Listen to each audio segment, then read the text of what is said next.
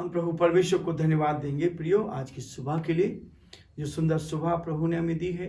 आज के दिन की शुरुआत प्रभु के वचन के साथ प्रकाशित वाक्य 3 अध्याय और उसका 8 पद में लिखा है, मैं तेरे कामों को जानता हूँ, देख मैंने तेरे सामने एक द्वार खोल रखा है जिसे कोई बंद नहीं कर सकता।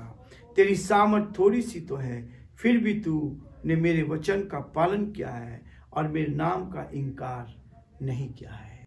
परमेश्वर अपने इस वचन के पढ़े और सुने जाने पर आशीष दे, आमीन। दुआ करेंगे प्रियो। परमेश्वर पिता, हम आपके हृदय से आभारी हैं कि आपने हम पर रहम किया, हम पर दया की। प्रभु जी, आपके अनुग्रह की दृष्टि हम पर रही, इसके लिए धन्यवाद।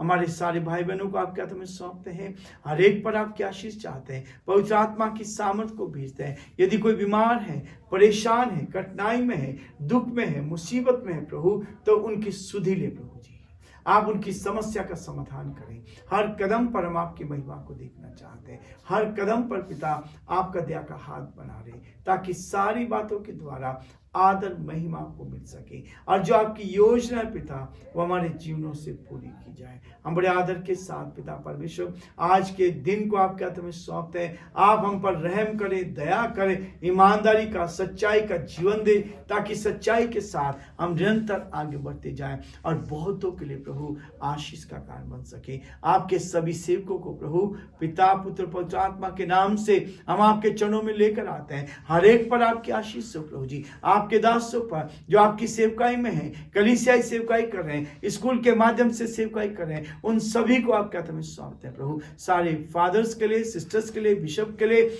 और पिता परमेश्वर आपके सेवकों के लिए हम प्रार्थना करते हैं। हर एक पर आपकी उत्तम आशीष बनी रहे। हमारे प्रदेश के लिए, प्रदेश के मुख्यमंत्री अशोक गहलोत जी के लिए हम प्रार्थना करते हैं, उत्तम आशीष दे, आपका दया का हाथ उन पर बना रहे, ताकि हर कदम पर हम आपकी महिमा को देख पाए, हर कदम पर आपके हाथ को देख पाए और जो आपकी योजना है प्रभु उनके जीवन से पूरी की जाए। हमारे देश के लिए, देश के राष्ट्रपति के लिए, प्रधानमंत्री के लिए प्रार्थना करते हैं प्रभु, उनको बुद्धि दे ताकि सही कदम उठा सके और आपकी महिमा कर सके। बड़े आदर के साथ हम सभी को आपके हाथ में सौंपते हुए विनती को अपने प्रभु के धार करता यीशु मसीह के नाम से मांगते हैं, आमीन। प्रियो, प्रकाशित वाक्य का लेखक इस बात को बहुत स्पष्ट कहता है और इसलिए प्रकाशित वाक्य की ये 6ठी कलीसिया मुझे और आपको सिखा रही है, हमारी कलीसिया पवित्र कलीसिया हो, हमारी कलीसिया में पवित्रता पाए जाए। जैसा कि मैंने 8 पद प्रकाशित वाक्य 3 अध्याय का 8 पद आपके सामने पढ़ा है, मैं तेरे कामों को जानता हूँ।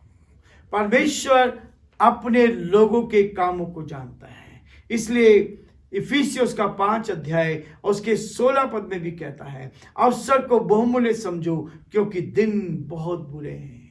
अवसर को बहुमूल्य समझो कि दिन बहुत बुरे हैं। परमेश्वर का वचन बहुत ही स्पष्ट तरीके कहता है कि अवसर को बहुमूल्य, ये समय मुझे आपको मिला प्रियो, इस समय का सही उपयोग, अवसर को बहुमूल्य समझो क्योंकि दिन बुरे हैं। आज चारों तरफ बहुत ही हाहाकार है, समस्याएं हैं, परेशानी है, कठिनाई है, दुख और मुसीबत है। हम देख रहे थे फिलाडेल्फिया की कलीसिया में जो संदेश प्रभु ने दिया है, जो पवित्र और सत्य है, वो ये कहता है प्रियो, वचन बहुत स्पष्ट कहता है। वचन इस बात को स्पष्टता से मेरे आपके लिए कहता है, मैं तेरे कामों को जानता हूं। लेकिन प्रियो, ये फिलाडेल्फिया की कलीसिया के बारे में बताया गया है। ये फिलाडेल्फिया कलीसिया कोई पुराना शहर नहीं था, यह केवल 300 साल पुराना शहर था।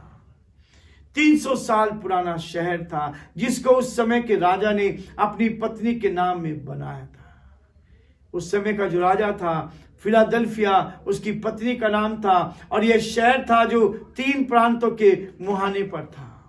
अलग अलग 3 शहर थे, उनके बीच में, उनके किनारे पर यह था। यह सुंदर शहर बनाया गया था। इस शहर के बाहर ज्वालामुखी हमेशा निकलता रहता था। फिलाडेल्फिया की विशेषता ये थी, इस शहर के बाहर जो ज्वालामुखी निकलता था, यह शहर कई बार भूकंप के कारण तबाह हुआ है। फिर से इसे बनाया गया, परंतु यह शहर ऐसा था जहां पर अलग अलग जगह के लोग आकर रह रहे थे, बस गए थे। इस शहर के अंदर। राजा ने इस शहर को इसीलिए बनवाया था कि यूनानी संस्कृति, सभ्यता और भाषा चारों ओर फैलती जाए। यूनानी सभ्यता को चारों ओर फैलाने के लिए इस शहर को बनाया गया था। और प्रभु ने जब इस शहर को पत्र लिखा तो उसी बात का उल्लेख करता है, मैंने तेरे लिए द्वार खोल रखा है, मैंने तेरे लिए द्वार खोल रखा है। प्रियो, यही वचन है जो द्वार खुले हैं। आज मेरे और आपके लिए अवसर है, वो द्वार हमारे लिए खुले हैं कि हम जाकर सुसमाचार का प्रचार करें। आज मेरे और आपके लिए द्वार खुले हैं, कल ये द्वार बंद हो जाएंगे, कल ये द्वार बंद हो जाएंगे। लेकिन आज समय है, किसी भी परिस्थिति में हम जहां भी हैं सुसमाचार का प्रचार करें, लोगों की आत्माओं को बचाएं। और जो द्वार खुला है उस द्वार को हमें क्या करना है, अवसर को बहुमूल्य समझकर बुद्धिमानी के साथ सेवा करनी है। प्रियो, वो कहता है जिसको कोई बंद नहीं कर सकता। परमेश्वर का वचन कहता है जिसको वो उसने खोला है, लोगों ने बंद करने की कोशिश की है। लिखा है एक द्वार खुला रखा है जिसे कोई बंद नहीं कर सकता।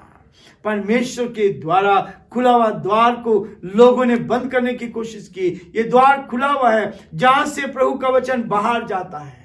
परमेश्वर का वचन अलग अलग स्थानों पर जाए, परमेश्वर का वचन हमारे द्वारा जाए, परमेश्वर के वचन को हम लेकर जाएं। और यही मेरे और आपके लिए आनंद और खुशी की बात है कि हम परमेश्वर के वचन को सबों तक पहुंचा दें। और यही वचन है जो आपको प्रोत्साहित करेगा। प्रियो, 1793 में 1793 में डॉक्टर विलियम कैरी कलकत्ता में आ गई थी। ये साधारण आदमी जूते बनाने का कार्य करता था। हमारे यहाँ की भाषा में हमें उसे चमार कहते हैं। उसने अपनी दुकान में पूरी दुकान का नक्शा लगा रखा था, नक्शा लगाया था। एक साधारण व्यक्ति जो जूते बनाया करता था और उसने अपनी दुकान में एक नक्शा लगाया, भारत का नक्शा, और भारत के लिए बराबर वो दुआ करता था। वहां प्रभु उससे प्रार्थना करता था। प्रभु ने एक दिन कहा, विलियम तुम जाओ, तुम लोगों के लिए क्या करो, प्रार्थना कर रहे हो, तो मैं चाहता हूं कि तुम भारत जाओ।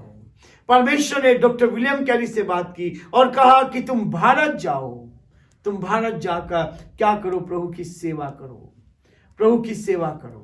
और इसलिए परमेश्वर ने इस नौजवान को, विलियम कैरी को, बैप्टिस्ट चर्च का जो सदस्य था, एक दिन खड़े होकर कहा, चर्च में खड़े होकर कहा, प्रभु कहता है कि मैं भारत जाऊं और प्रभु का प्रचार करूं। वहां के प्राचीनों ने कहा, वहां के प्राचीनों ने इस बात को कहा विलियम कैरी को, नौजवान बैठ जा, ये नौजवान बैठ जा।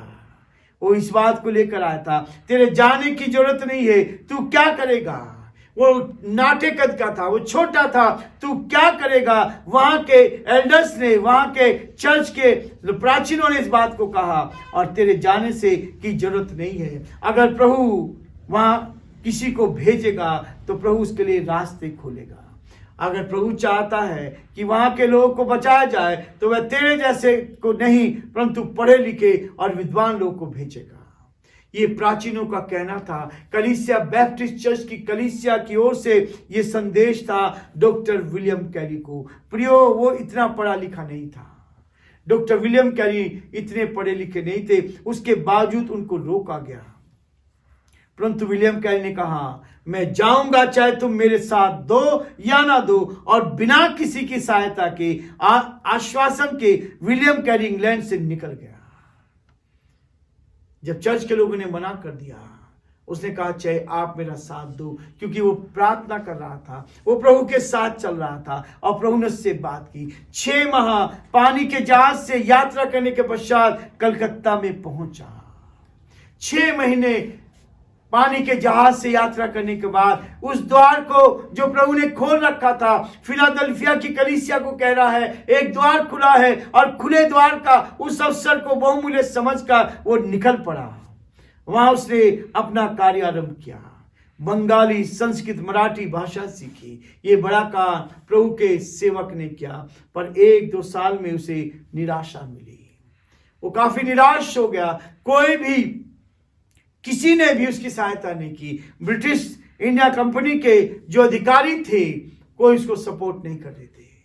प्रियो, बहुत ही निराशा की हालत में रहा, लेकिन डॉक्टर विलियम कैरी ने अपना कार्य वहां शुरू किया और प्रभु ने उनको यहाँ कलकत्ता में लेकर और श्रीरामपुर में एक बहुत बड़ी संस्था उन्होंने बनाई।